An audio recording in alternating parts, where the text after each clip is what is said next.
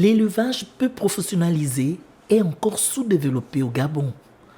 Le secteur représente moins de 1% du produit intérieur brut, marqué par la prédominance de petits exploitants fermiers, nationaux ou immigrés qui travaillent de manière traditionnelle.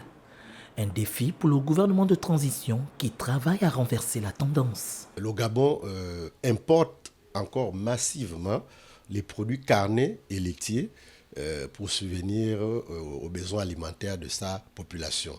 Le Gabon dépense près de 250 milliards par an pour s'approvisionner en matière carnée. Et ce qui n'est pas normal, d'où les plus hautes autorités du pays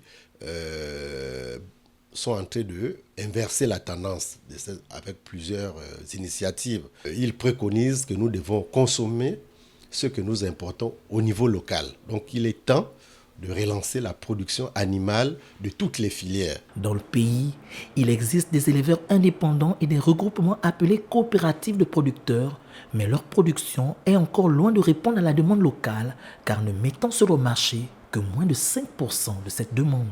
Nous produisons en termes de viande de volaille 4000 tonnes, mais nous importons 70 000 tonnes qui viennent de l'extérieur. Vous voyez le gap? Et nous avons besoin, pour couvrir les besoins en viande de volaille au niveau national, près de 300 000 tonnes.